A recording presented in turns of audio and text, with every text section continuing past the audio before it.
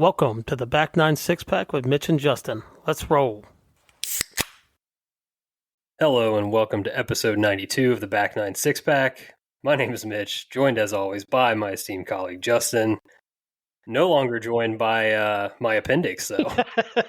I just popped that beer for your appendix. Yeah, the last beer I popped sent me to the ER. That was fun. I had a feeling that was going to have consequences, to be honest. I really did. You were struggling through it, and it cost everything. So, man, what a wild week that it has been. Just unbelievable. I listened back because I wanted to see exactly what I had said, but we had mentioned off the top kind of like how, you weren't feeling great. I think I said, I'm dealing with some kind of congestion and some sort of something going on with my stomach. Well, it turned out that was appendicitis that was going on with my stomach. Yeah, had to make a trip to the ER, drove myself there Tuesday morning because I was like, this just is not right. Did the CT scan. They're like, yep, you have appendicitis. Super cool. So a lot of firsts checked off for me in this week. Ambulance ride? Yeah, first time to the ER. First time riding an ambulance because I had to be transported from a regional campus to the main campus of the hospital I went to. First time having surgery. First time staying in a hospital overnight that was not related to like childbirth or whatever. Yeah. Like you're the one in the bed. Yeah, it was my own doing that got me there. Yeah. Yeah. So that was great. Yeah, mine was not mine was just coming off the Super Bowl. I'm glad mine was not appendicitis. From the sounds of it, I know a lot of people that have had their appendix taken out. Not a fun process. As you said in a text, turns out you do a lot of stuff with your belt line, like movement wise. So, yeah, that's a tough. The gains in the speed column are going to take a drastic hit on this. Yeah, there's so many things I can talk about here. One, yeah, so I was, again, shout out to Kent. I had teased, I'll have a full recap of my first series on the stack system. Well, no, that's not happening because I came up one session short of completing my first program there.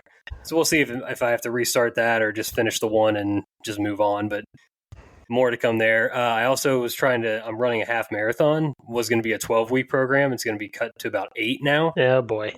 So that's fun. Done that before though. That's how short it was last time. So maybe it's a good thing. Save me a few weeks of running.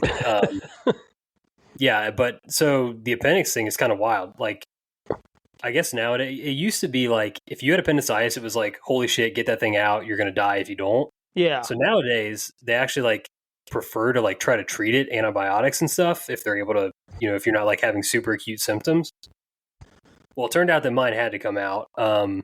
They actually recommended, and I agree with that plan course of action, regardless, because I was like, I just want to get this thing out. Like, I'm not going to try to treat it at this point. Yeah, I mean, this seems like it's just kicking the can down the road. Not saying that look, I'm not a doctor, but it would suck to go on antibiotics, not feel well for 2 weeks, and then they're like, oh, it's got to come out now. Like, just get it out now. Right. They were like, someone that's quote unquote young and healthy, like I was or am. It just made sense to take it out anyway, and it turns out it was a good thing. My appendix was completely dead, like gone. Not even doing. It doesn't do anything to begin with, but it was just straight dead. Yeah. Had a stone in there. I didn't know appendix stones were a thing. You can get an appendix stone. Yeah, that was happens. A new one for me too when you said that. So yeah, they were able to. I got the laparoscopic procedure done. They go in there with the robotic arms and the camera. They blow you up with CO2 and nip it out of there. For the amazing things that the human body does, how do we have a part of our body that just doesn't do anything? Yeah, I think I told a couple people this in text. I was like, what a true rat bastard the appendix is, right? Yeah, it literally does nothing for you, and it can kill you, at which point you need to have it removed. So, it's like that. It only cause you pain. It's the bad family member, right?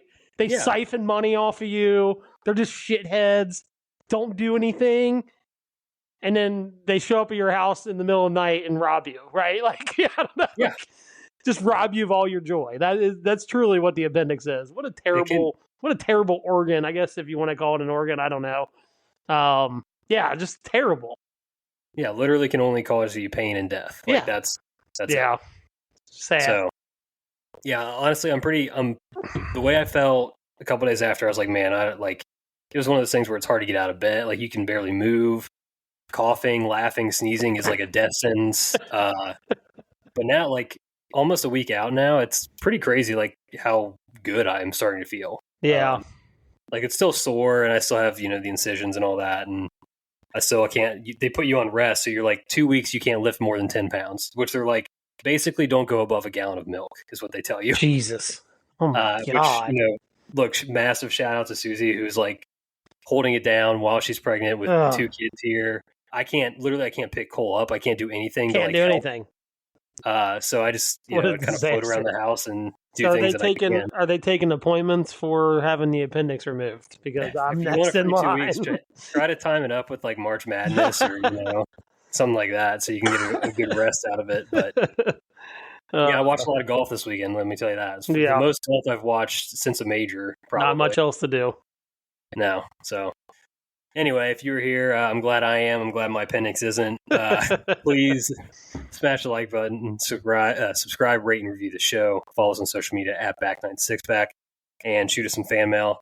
If you have your appendix out, let me know how your story was. I'd be curious to know. So still have mine. Still an appendicitis fan over here. Yeah, you've got time. Well, we can get straight into golf this week. No football. Football's gone. First Sunday without football, always a little bit sad, but also kind of good to have a little bit of a break. So. Yes. Best thing you saw in golf this week? Oh, I'm gonna jump in. It had to be the girl betting her dad when Justin Thomas holed out on 18 on Sunday at the Waste Management. Did you see that video? No, I missed this. So the dad and this like little girl were like talking, and he was like, if he puts this in the hole on this shot, you can turn your show on. And literally, it's like Justin Thomas hits the shot, backspins into the hole, and he's like, "Oh my God!" It's like, well, I guess I'm not watching golf anymore. Super, super awesome video. Like the girl is like going kind of crazy, and it's like just the worst bet in the world ever made. I just laughed because I feel like that would be something that would happen to me. Oh yeah. Oh man, that's too good. I missed that completely. Yeah, it was such a good video. I think the PGA Tour might have put it on their social media. You can kind of find it around. It's a good video if you haven't seen it. Watch it. What a great bet by that little girl, by the way. So, I mean, yeah. How far away was he? Like 80, 90 yards, something like that? No, I want to say he was like 110 or 120, maybe. Yeah. Yeah. It was great. It was a great video. Massive win. Best thing for me, look, you had actually sent this my way. I knew that he was doing this, but like when I finally saw Mav McNeely's plane, it's so sick. It is kind of sick. It's like a little, 4-seater Cessna or whatever the heck kind of plane it is. But it's like the light blue, like the paint scheme on it is like super sick. It is cool. Yes. Yeah, so he's flying himself tournament to tournament. Well, at least along the West Coast. Yeah. I would imagine they're in Florida next, probably in his next tournament. I would doubt and maybe he does fly it that way and kind of get it over there, and he can fly around Florida. I don't know, but it's pretty cool. No, it's pretty cool. He was actually on with No Laying Up during their AT&T Pebble Beach Pro-Am coverage, and I think he had mentioned he's still kind of in the stage where like he takes like a certified pilot with him still. Like he's like licensed, but he still wants to have like the learning or whatever. And I don't think he flies much farther than like Texas is kind of what I think he said. Yeah, so. I'm always jealous of people that become pilots and take the time. It's a lot of work. It's a lot of hours. It's always something I've like said I wanted to do, but then I'm like, I don't trust myself behind the wheel of a car. I don't think I should probably trust myself behind the wheel of a plane. But it's cool. Like I don't really have opinion on him, but like that's cool. Yeah, that's cool for sure. It's kind of a flex too, by the way. Like, well, yeah, massive flex. Yeah, for sure. Yeah, I'm with you. That would be something that I think would be like. It's one of those things that you'd think about doing, but you also in reality be like, no, I would never. I just don't have the commitment to do it, right? Like, I really want to do it, but I just don't.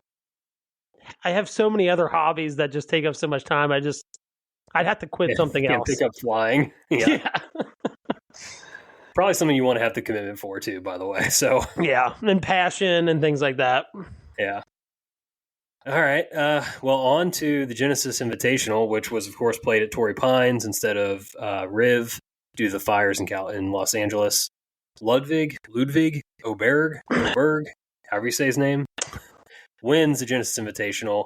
Shot a 66 on Sunday, back 932 to close it out, and nip Mac McNeely, who had just an electric round that it wound up coming just short. He made that bogey and never got it back on the birdie train. So yeah, did you see Justin Thomas was playing alongside of him, and he's like, if we were playing match play, he would have been 1 up through 1.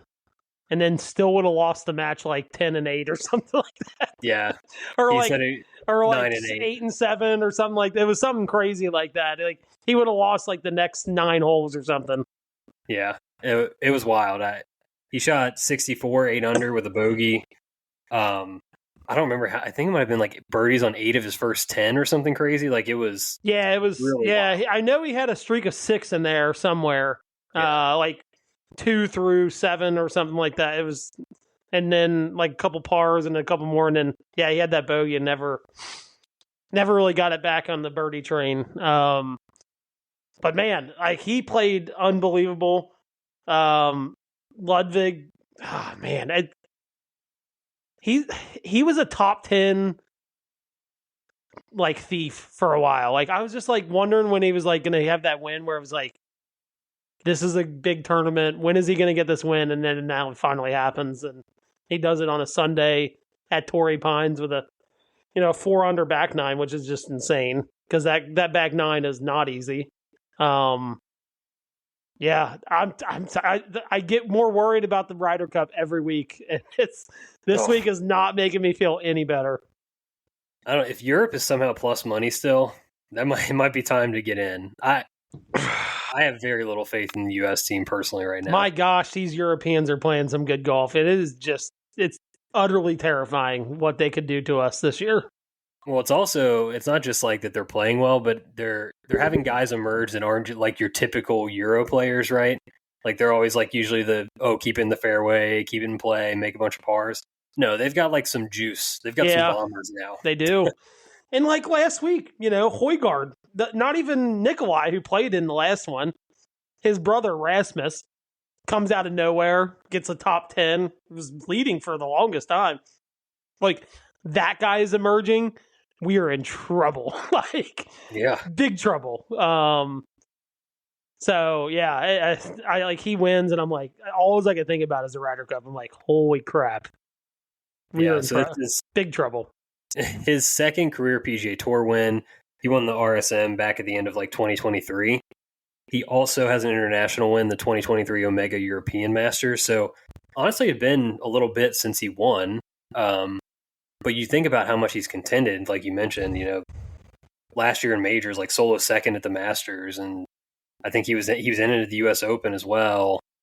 Yeah, I just remember last year, I would take him like on a Sunday bet, right? Like, okay, he's got good odds, like he can win this thing in like 4th place, 3rd place, 5th place. I'm like, God dang, like, it's like he's good enough to win these tournaments. It's like, what is he doing? And finally kind of breaks through.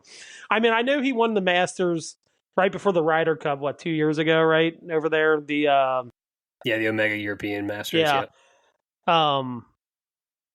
I thought that was going to be a bigger kickstart for him. I really did, but it took a little bit. But golf is that level of golf is just so hard to figure out how to win.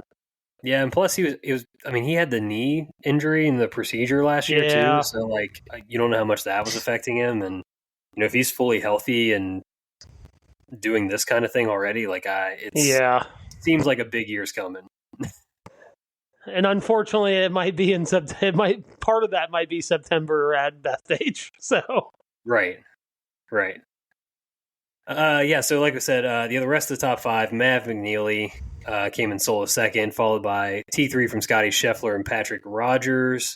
And again, Patrick Rogers, he's had like 300 starts and has not won yet, and a lot of tough breaks. Like, I think it was the John Deere that Bryson won, where like Bryson had a wicked Sunday to come back in that one.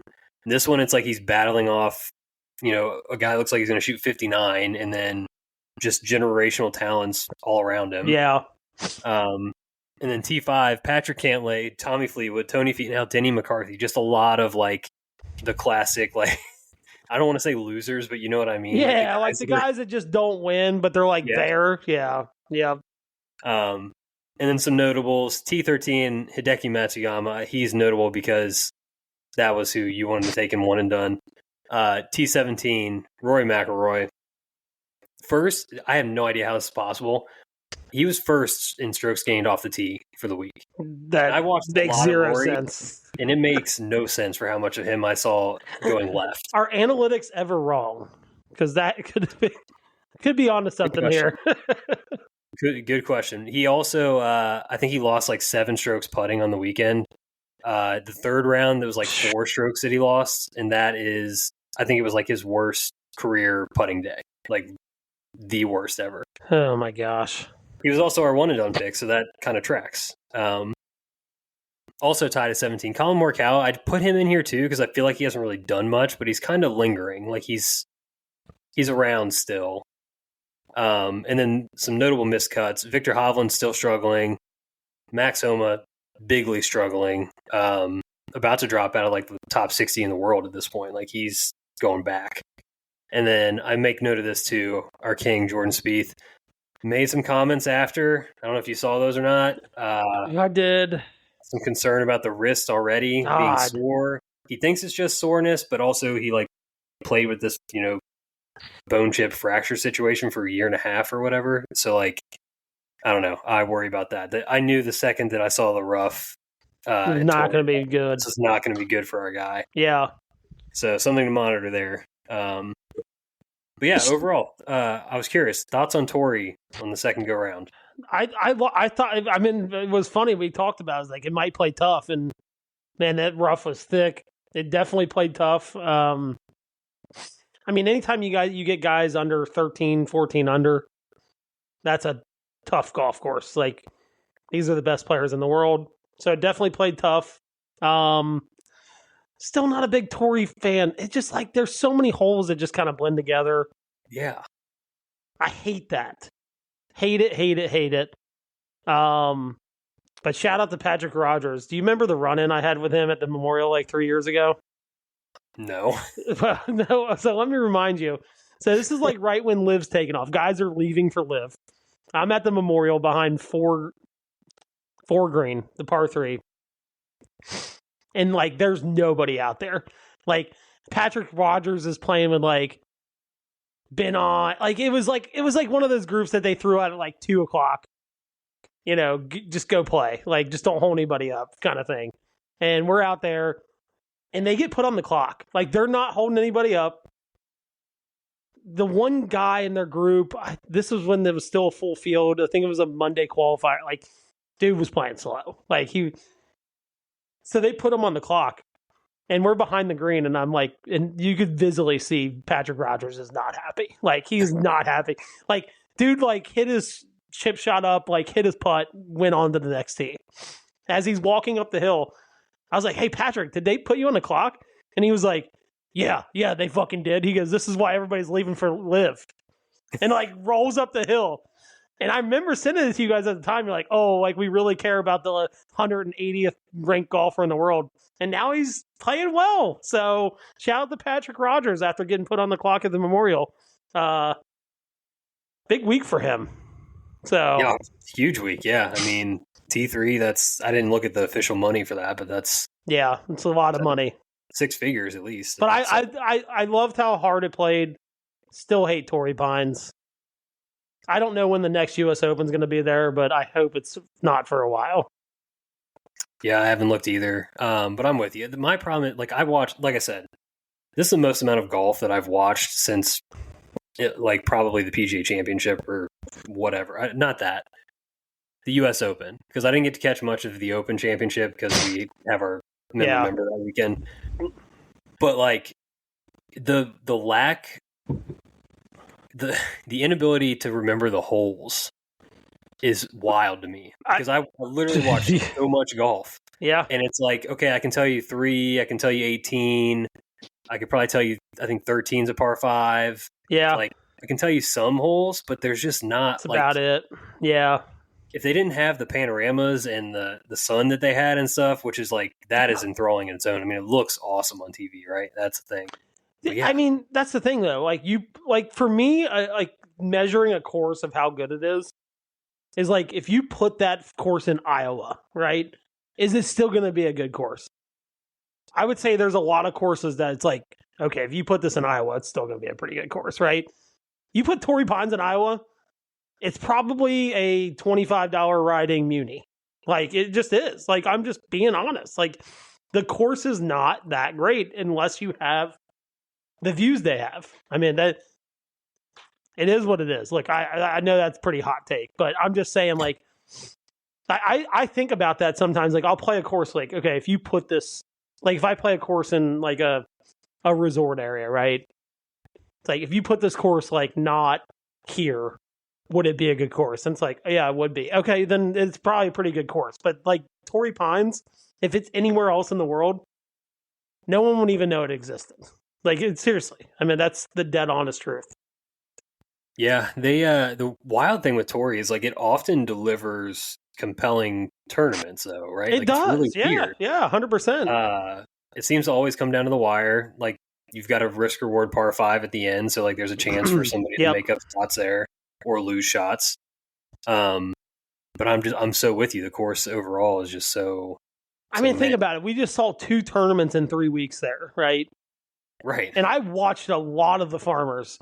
I watched a lot on Sunday this week. Still couldn't remember half the holes. Like, they're like on 7. I'm like, I don't even remember this hole. Like, I don't. And that's not good. So. Yeah. It kind of blew my mind. I kept trying to think back on the holes. I was like, man, I can't even like picture this one. Yeah. Not good. Okay. Well, speaking of not good, it's a good transition. One and done. Like we said, Rory was our pick last week. T17 signature event, so we did bring home $270,714. Not terrible. Not terrible. Somehow we moved backwards, though. Not surprising. I mean, I bet people had Ludvig for sure. I mean, probably. We only moved back like 100 spots, but upped our cash to $601,033. We are now on to the Mexico Open at VidantaWorld, which is that changed? Like, what did they change their name of the resort? I knew it was Vidanta, but did it become VidantaWorld? Maybe it did. I don't remember it being VidantaWorld. Me either. They have a couple different resorts. Yeah. On the west coast of Mexico. I'm wondering if it's at a different one than it was last year, maybe? I don't know. I think it's the same course, okay, as far as I can tell. But yeah. Didn't do too much research. The one thing I do know here is you have to mash it. Yeah, it's pretty open. Yeah. Let it fly. Yeah. Yep. Okay. Do you have any leading candidates here for us to take? I'll tell you, we're going, like, I'm sticking with the Europeans here. I had Rasmus Højgaard, and he's like second in odds, which is crazy. Dude smokes the ball. I mean, just absolutely mashes it. Coming off a decent tournament at Waste Management. Feels like a good fit. Europeans are winning left and right. Hate to take an American. They haven't won much this year yet, so. I think I'm going to jump on board with you on this one, but we can talk through just for the sake of argument. I almost wanted Akshay, and he's the, just so you guys, like, he's the odds on favorite. Yeah. The only thing is like, Akshay's one of those guys I kind of want down the road I think there's better fits for him, is probably the way I should put it. Yeah, might be able to get him at like a 3M or Rocket Mortgage. Yeah, something like that. That's kind of what I was thinking too. Yep. I can't get it pulled up, but I do know that Rasmus like blew the cut by a mile. I think he might have shot 80 one day. Last year? No, at Genesis this week. Oh. Yeah, see, but that course didn't set up well for him. I'm with you. I mean, once you're like on that path, like it's hard to get it back on, and the weather was not great on Thursday, so I don't mind to do it. If you want to go ahead with Rasmus. I mean, look, you can't take an American. If you're going to take somebody, it's got to be a European right now. So, I mean, I had in my head Akshay as well, but like recognizing he's also the favorite, like he's probably going to be high. Both these guys are going to be highly owned. They are. Yeah. But I just don't know that unless you want to go off the board, it's like why though, right? In a tournament like this. It's not a. I mean, it doesn't make a lot of sense. Okay, we're gonna do it. We're gonna take Rasmus Højgaard.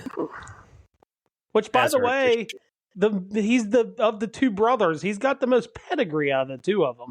Even though Nikolai's played in the Ryder Cup, Rasmus has always been deemed by everybody the better of the two brothers. Interesting. And he just got his card this year. Yeah, I'm on board. Let's go with it. Rasmus Højgaard, the official Back 9 6-pack one and done pick of the week. Riding that European train. And here's where we're going to get the American flags all over the board now. Just as we're on now. Okay, TGL. We had a triple header today. Holy crap! And good matches. Unfortunately, the first match did not go my way. But let's talk about that one first. Yeah, so we had the triple header. Atlanta Drive beats your LA Golf Club 6-5 in overtime.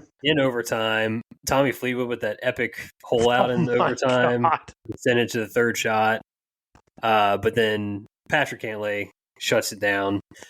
Atlanta Drive takes the win. The good news is you get the tie and the 1 point, so you still, top of the standings at this current time. Well, and then Justin Thomas holding out to extend the match. Like that he had to make that to take it into overtime. After flubbing the chip. Yeah, exactly. But unbelievable. That first match was unbelievable. I watched a little of the second one. I didn't get to see a ton of it. Yeah, this one was just kind of like, again, Atlanta Drive trying to come back. They had a putt, I think, late to tie. JT had like an eagle putt down the slope and caught the lip but didn't go. So the Bay Club got out of there with a win.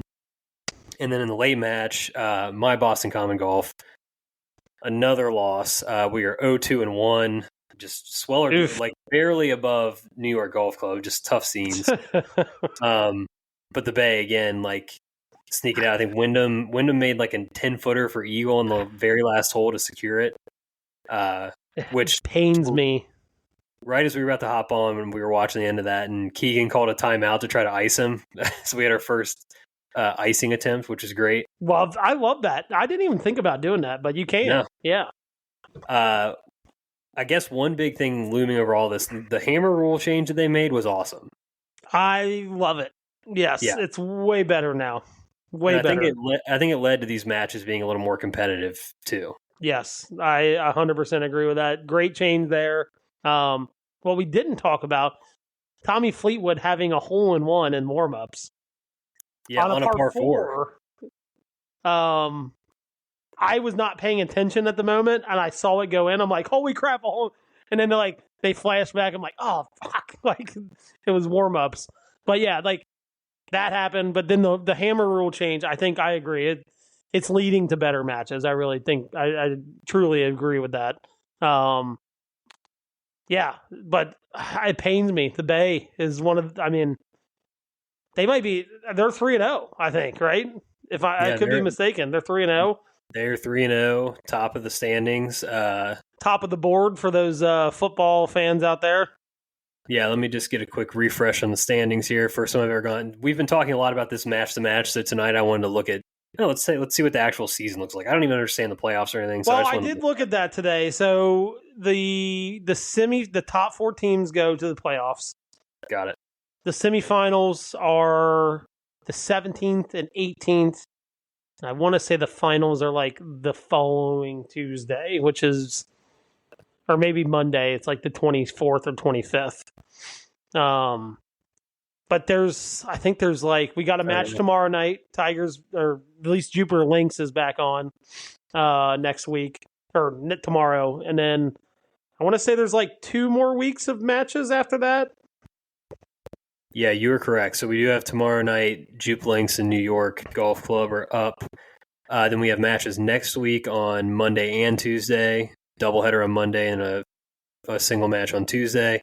And then the following week, we've got another doubleheader Monday and then a single match on Tuesday. Playoffs, like you mentioned, are the 17th and 18th for the semis. And then the finals are, it's a series, so they could do best of 3, actually. And it goes Monday, Tuesday, and then if the third is deemed necessary, they play the same night on that Tuesday. Okay, gotcha. And that would be on the 25th. Yeah. So, yeah, about a month left of TGL. Yeah, and I think right now, based on what I know, New York and Boston are the two teams on the outside looking in. Yes, they are. New York Golf Club has 0 points. Boston Common has 1 on the fact that they lost in overtime once. But they're right on the tails of Jupiter Lynx at 2 points. So if they get a W tomorrow, that could be a big win for them. But then, like we said, Bay Golf Club leading the way with 6, LAGC at 5, and then Atlanta Drive with 4. So it kind of really feels like a lot of golf left here, obviously, but feels like a 2-horse or, kind of like 3 teams for 1 spot at the bottom there. Yeah. Boston sports, tough year for the Boston sports fans. Yeah, I think I don't know if I said this on the show or not, but like, leave it to me to pick, one of the loser teams in the new made-up virtual golf league. The team that's not going to make the playoffs for like 3 or 4 years, and I literally filled out the form on their website, and they said you should be a Bay Golf Club fan. They were trying to give me happiness, and I just said no, thank you, no, thank you. I live in misery. Yeah, that's the only way I know how to be a fan. So I guess it makes sense. Oh, jeez. All right. Well, we'll continue to follow that. If nothing else, I thought the President's Day tripleheader was a great idea. I really did. Yeah. It was something to watch. I had to work today. Nothing crazy. I was in the office most of the day, and I got the chance to kind of have it on in the background. So I thought it was a great idea. I really did. The crowd seemed electric in there today, and maybe it was just like a holiday and people were, getting after it. But I thought it was a great idea to have. I was a little worried about the 3 matches in one day, but it seemed to work. Yeah, it definitely seemed to flow well. They, like I said, they had competitive matches. I really think that's the biggest key to all of this is like these matches have to be competitive because the first 2 weeks were brutal in a couple cases. So yeah, we'll keep watching. All right, we're on to fan mail. We did get 1 bit of fan mail. As I was in my hospital bed, I was trying to read through this and a little in and out of it. But shout out to Hinkle, sent us a message talking about your winter habits question. He mentioned, I think it's 2 years now, he said. Let me pull this up. He says, this is year 2 that Carrie and I, his wife, go through every closet, laundry room, spare bedroom, aka the junk room. Everything comes out, things get pitched or donated and then reorganized. It's actually very satisfying. I did that with my closet back in November. It really is. It pains me to throw some stuff out because I'm like, I'm going to wear this. And then I realize I haven't worn it in like 5 years, especially when it comes to golf polos. Very emotionally attached to some golf polos in there. But yeah, it is satisfying to do that. I agree with him there. Probably something I need to do before we get to the warmer weather. Yeah, I mean, we're kind of entering nesting mode here in our house. So yeah, that text definitely spoke to me. It's time to just get between like just the stuff that you gather over the years and like, I mean, look, I think the big thing is we're kind of in that phase of life, right? Where like in your 20s, you're just kind of like piecing stuff together, right? Yeah, 100%. Yeah, you're taking donations. You got this hand-me-down couch from that family member. You got these coffee tables from someone else. You've got like the press board TV stand that's still sitting in your basement for some reason. Like, we got to evolve past that. We're moving into the era of like, all right, we're establishing our own life and our own things, and it's time to just like declutter and in some ways start over a little bit. Yep. Yeah. I mean, it is weird, and it happens fast too. You know what I mean? Like, you get your first house, and you're just trying to fill rooms, right? Like, you're just like, God, I'll take that bed. No one's gonna sleep in there probably ever, but I'll take it. And then all of a sudden, it's like the switch flips, and you're like, holy shit, we have too much stuff. It happens fast. It really does happen really, really quickly. God, this is going to be our second couch in 5 years. We're planning on getting another couch. I'm a dead man. I'm dead inside. It kills me My father part of me kills me to buy another couch when we got a perfectly nice one sitting in our living room that works perfectly fine. But that's how it gets. Like as soon as you get to 30, it starts flipping. It really does. The capital purchases for the house are just tough, you know. Oh my god! And then we just upgraded to a king size bed this past year, and so we took our queen size, put it in the guest room, and then got rid of like the old guest room bed that was in there to begin with. Well, now we have another kid on the way, so we're going to do the switcheroo of the kid from the nursery into the other kid's room, and then that kid into the guest bedroom. So now we have a whole queen size bed set to get rid of. It's just like you said, it happens so fast. And not the vent. I'm in the process of actually, I shouldn't say this. I booked a photographer for Scotland for a couple of our rounds on Saturday. Damn. Little expensive, but it was like, look, we're not going here to save money. This is a once in a lifetime. He's going to follow us around the old course. So I don't have to take pictures. Like, he's going to do everything, right? That's like such a sick move that I would have never thought of. And it's just like, you don't have to focus on anything other than playing golf. He's going to take care of all the pictures, all the videos. Well, I make this purchase, right? Like, I'm emailing this guy back and forth Saturday night. And this is what an adult is, right? As soon as you think you have everything figured out, you're all excited about something. You might have splurged on something. We get massive rain. You heard the rain on Saturday night. I'm walking to bed and I hear like drip, drip. Oh. I'm like, what the hell is that? Roof leak. Just like that. All the excitement of this guy, and I'm like, it maybe splurged a little bit. And now I have drywall and a roof to fix, and it's just a disaster. On top of a couch. It's being an adult sucks. It really does. I wish I had no responsibilities at all. And they all come at one time, by the way. Like your appendix, just the beginning. Like something else is coming. Don't tell me that. That's not what I need to hear. Yeah, with similar situations, I mean, it's like, you know, you feel like you're making the turn of the corner financially. You're like, oh my God, we're paid this off, that off. We're so set to do this thing. Boom, new furnace, right? It's like there's always something. You're so right. Another foot has to drop. It is just the worst. It is absolutely the worst. And then I take that L on the way up after watching Kentucky take an L this weekend. It was just a bit like it was like excitement turned into just tomorrow's gonna suck. And I don't want to. I'm like, I don't even want to go to sleep. So I can't sleep now. So it was just it's crazy how it all works. But back to the cleaning things out, that's just part of being an adult, and it sucks. It does suck. Yeah. I mean, it's not fun. And the poor garbage man, like, he's just out there loading stuff in the back. You know, he's like, how much more crap can these people have in their house? Like, I'm sure that's what our garbage man thinks. Oh, yeah. I mean, I've got freaking drywall I got to bust up and break down in my garage right now. So that's... Oh, God. All right. With that, I think it is time. Yeah, PVOs only. Let's go to the patio. Yeah, we're heading to the patio. No beer for me tonight, but hopefully after this 2-week period, I'm going to get back on the horse for a bit. But yeah, who went first? I don't even know. Last week. I think I went first last week, so I'll throw it to you this week. Okay. Well, I guess this is an easy one for me. I'm going to stick with the whole appendicitis thing. I know we've had your story on here a couple times about taking the splinter in the ass. But do you have any surgery stories or any health scares or whatever? Like, I don't know, like, I guess I'm trying to think. Like health scares? No.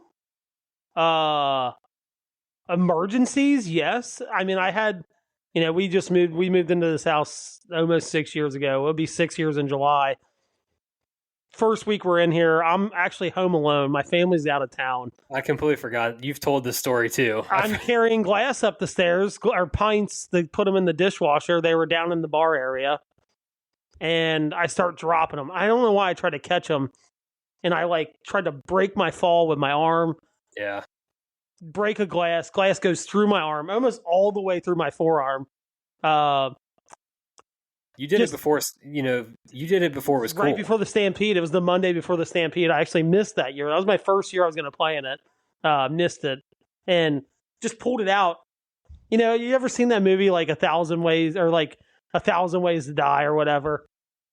I was like, this is how I die. Like, I'm going to bleed out in the kitchen of a house that I just bought 6 days ago.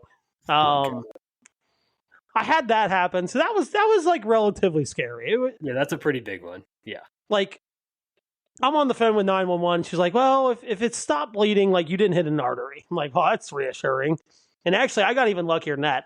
I didn't hit a tendon. I didn't hit my bone because it almost went all the way through my arm. So, yeah. So I had that happen. You know, no surgeries? Nothing like emergency or anything crazy like that. I'm trying to think, like, it's been a while. I was a reckless kid. I did break my leg jumping for a basketball hoop off a chair. And, like, you know, my mom tried to tell me my leg wasn't broken, but the bone was, like, poking at my skin. I had to go to the emergency room for that. But, like, nothing recently. Knock on wood. But nothing crazy. You know what? I just thought about this. That was not my first emergency room trip. See, I've been in the emergency room a lot. No, it was my second. My first, I had forgotten. Back in high school, playing like just hoops in somebody's driveway or whatever. Went flying through the air to try to like lay one in over a guy that like played D1 basketball. Leaving it all out there. Yeah, that was a bad idea overall. I'm not even good at basketball. And my foot came down on the edge of their driveway and just like twisted, and like the side of my foot basically like touched the ground. So that was like a massive sprained ankle with some like the tendon ripped so hard to the bone broke kind of thing. It was tough. But that was an ER trip. We went to go get x-rays, and it was like too swollen. They didn't even see the broken bone. So like I walked around for like 2 weeks on a broken foot, and I was like, Mom, Dad, this is not just a sprain. Something's going on. So yeah, it turned out my foot was broken. But yeah, that was the first ER trip now that I think about it. Yeah, like it's crazy. I was a pretty reckless kid, but I've been pretty like not reckless since like maybe my broken leg, I think was the last like we got to go to the emergency room. This is bad, like really bad. Yeah, there might be some fences that disagree with you about being reckless. Well, I did fracture a rib this year jumping a fence. I toughed that one out though. I didn't go to the emergency room. I will tell you, holy crap! Like that. Like I know you're like I can't cough, I can't laugh. Like you want to talk about not being able to cough or laugh or sneeze or just do life in general. A cracked rib. Will 100% do that for you, which is funny. You know, cracked rib, like unlike you, like it kind of immobilizes you. A cracked rib, you can pretty much do a lot of things. You just can't do the things that I just named off. Like I golfed. And actually, some of my best golf this past summer was played with a cracked rib. It was incredible. It was like a Cinderella story out there after trying to jump a fence at 2:00 in the morning. So what you're saying is Xander just needs to figure it out and get back out there? Yeah. I mean, I played with a broken rib. Come on. Like, and every once in a while, I'll roll over on that side, and like it's like a little tender still. Like it's like today, I was like in the gym, and like I was on the mat, like I do like these hip mobility exercises, and I like rolled over on that side, and I was like, ugh, like it was like just a little tender right there, and there's a little notch in my side, right, like right here. There's a notch where it cracked. It's like I'm assuming it's like some kind of calcium buildup from it healing, but. Yeah, but I didn't go to the emergency room for that. I toughed that one out. Yeah, that's not good. I would have definitely been there. Yeah, I don't know. That's my thing. I'm kind of worried about like what's the aftermath of this. Like hundreds and thousands of people have had this done. It's not that bad of a recovery, it seems like. But like, I don't know. Will I feel it in like a month, 6 months? Yeah, whatever? I would guess not, but I don't know. I mean, again, I'm disclaimer, not a doctor. But I would guess not. You know, the good thing is like, yeah, we do feel older, but you're still relatively young. Like your body's going to heal pretty quickly. Do they cut through muscle for that? That's the determining factor. I don't know how to answer that because I'm not a doctor. I don't know, but I also don't know how they wouldn't. Yeah, that's what I was thinking too. So I mean, if they cut through muscle, like it's probably going to be at least a month, like before you like feel, maybe even 2 months before you feel like full strength. Yeah, I've got my follow-up's like they give you 2 weeks and they tell you to go in. So mine's like 2.5 weeks after. But I think I should be pretty good to do most normal activities by then. My big thing is like, am I going to be able to activate these speed gains? I'm going to be so pissed. I'm just like, look, I don't know. Someone had the speed train last week. I felt like with you on the sideline, it was going to have to be me. So I went on Wednesday. Yeah, thank you. Speed training. I was like, look, someone's got to keep the speed gains going. Yeah, I would guess that a couple months you should be good. Like at the very most. That might even be like overestimating it. Yeah.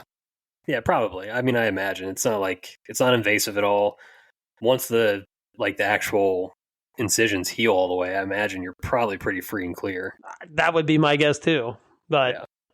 I also didn't go to the hospital for a broken rib, so fair. All right, gosh. All right. So I asked this question on Facebook, but I don't think I got enough answers to really satisfy my needs. So wife's 4th grade class, they do like an icebreaker every morning. And every once in a while, like I'll ask what the question is. Last week they had a question. It was like, if you could make any animal the size of a hamster or like a mouse, like some big animal the size of a hamster or mouse, like what would you make smaller? God, what a sick question. Currently alive animal, or can it be anything? Yeah, I mean, yeah, I would say he's currently alive. So I chose a gorilla. I think a small gorilla would be fucking awesome. God, that thing would be such a beast to keep contained. Think about it.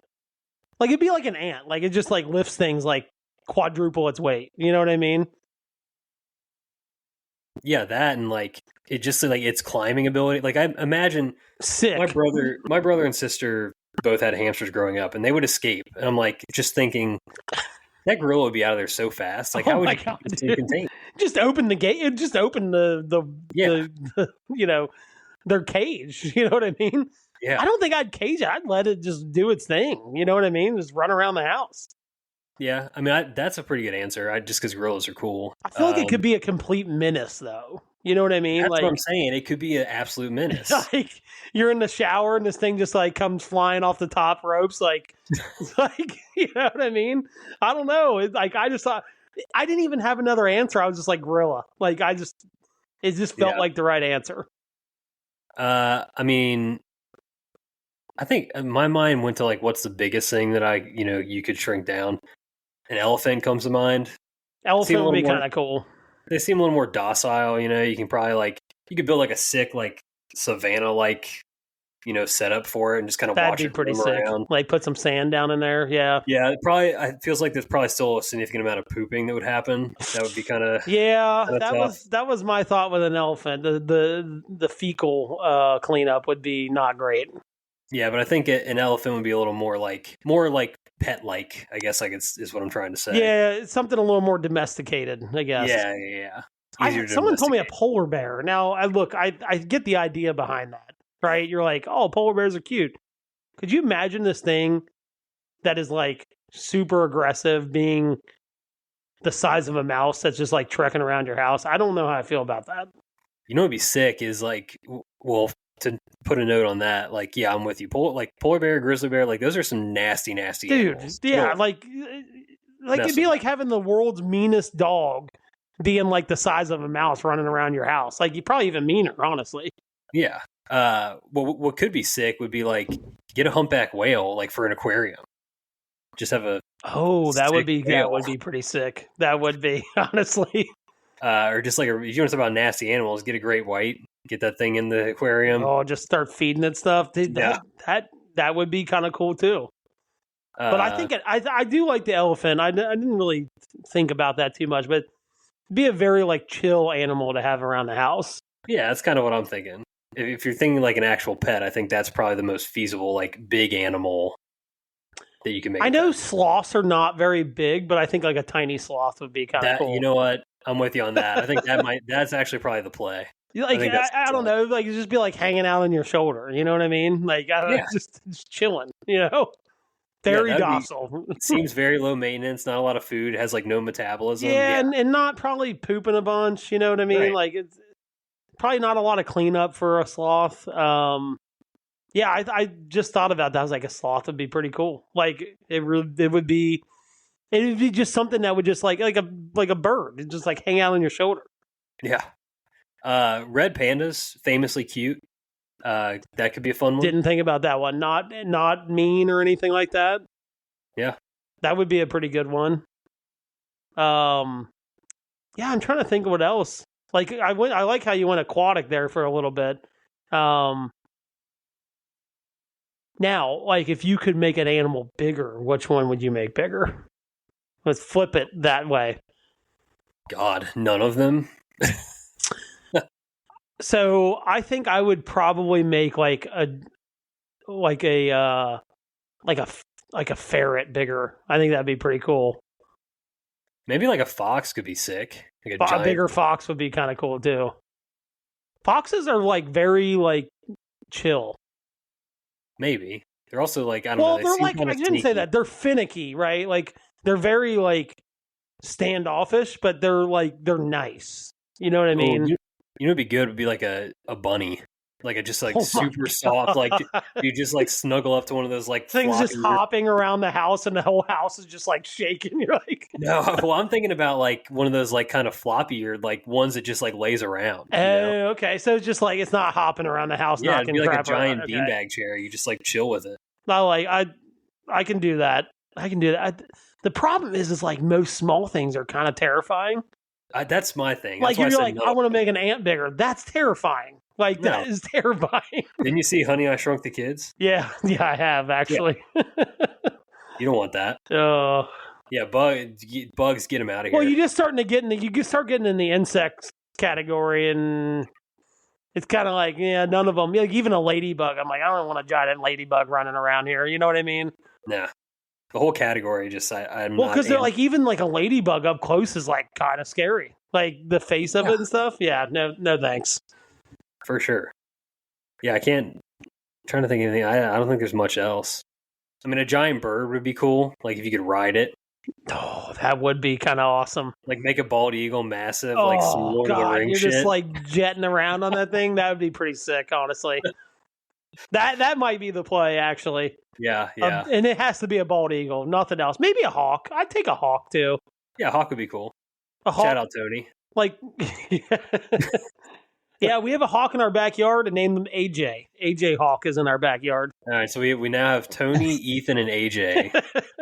Okay. God, this thing's birds are just like they're incredible animals. Like, and I think that's why that answer is so good. Like, especially the predators.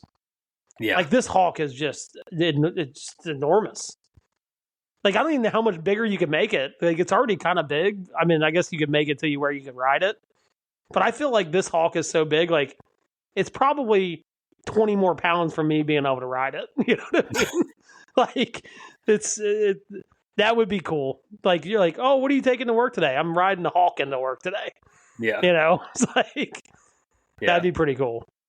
I mean, owls are pretty sick too. They're not like the level of an eagle or a hawk, but they're interesting birds. Yeah, they're like low key, like nasty predators too. Yeah.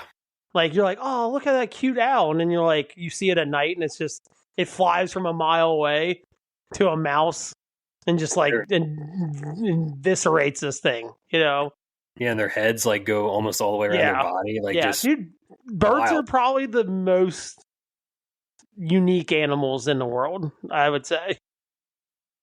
Yeah, I mean, just given the fact that they can actually fly, I mean, that puts them above pretty much almost everything. Yeah, like makes them totally We've unique. got a lot of cardinals in my backyard this year. It's kind of crazy.